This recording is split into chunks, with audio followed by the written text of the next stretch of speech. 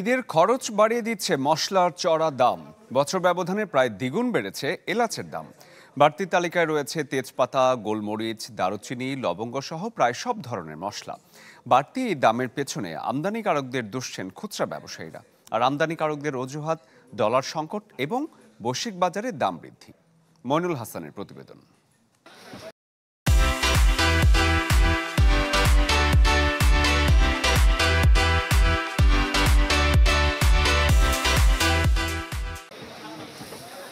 মন মাতানো সুগন্ধ, উপকারিতা আর স্বাদ বাড়াতে অত্যন্ত প্রয়োজনীয় মশলা এলাচ। কোরবানির ঈদে যার চাহিদা বাড়ে অন্য যে কোনো সময়ের চেয়ে। বাংলাদেশে পণ্যটির উৎপাদন না হওয়ায় আমদানির উপর নির্ভর করতে হয় ভারত, গুয়েতেমালা ও শ্রীলঙ্কার উপর। ফলে আন্তর্জাতিক বাজারের ওঠানামা প্রভাব ফেলে স্থানীয় পর্যায়ে। ঈদের আগ মুহূর্তে পাইকারি কিংবা খুচরা দোকানে ভিড় বেড়েছে মশলাটির জন্য।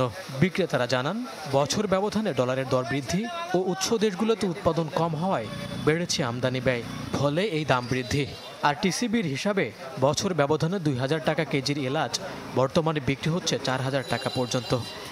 আন্তর্জাতিক বাজারে দাম বাড়ছে, বুঝছেন। আন্তর্জাতিক দাম বাড়লে আমাদের বাজার তো আন্তর্জাতিক বাইরে না, আমরা তো মনে করেন এটা ইনপুট করে আনতে হয়।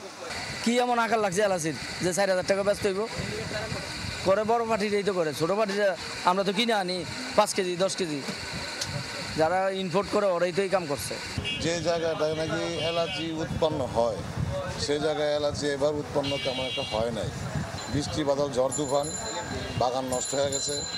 এলাচের বাইরে আরেক দরকারি মশলা দারুচিনির দামও বেড়ে বিক্রি হচ্ছে ৬০০ টাকা কেজিতে। এছাড়া এক বছরে প্রায় দ্বিগুণ বেড়েছে লবঙ্গের দাম, উঠেছে প্রতি কেজি ১,৮০০ টাকা পর্যন্ত। অন্যদিকে গোলমরিচ বিক্রি হচ্ছে কেজি প্রতি ১,৫০০ টাকার উপরে। তবে গত বছর ১,০০০ টাকার উপরে বিক্রি হওয়া জিরা এবার নেমে এসেছে ৮০০ টাকার ঘরে। দিনের পর দিন একইভাবে আপনার যে সবগুলো দাম বেশি হইতেছে, কিন্তু কোনো পদক্ষেপ নেই।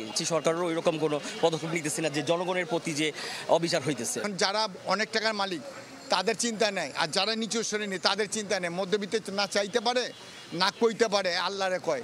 ইম্পোর্টের আগে দুধ যারা মাল মজুত করে মাল নাই। গরম মশলার বাইরে এবারও ভোগাচ্ছে আদা রসুনের দাম। প্রতি কেজি আমদানি করা আদায় গুনতে হচ্ছে ৩০০ টাকার উপরে।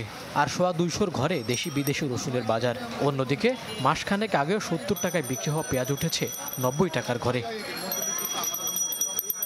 মইনুল হাসান, চ্যানেল 24, ঢাকা।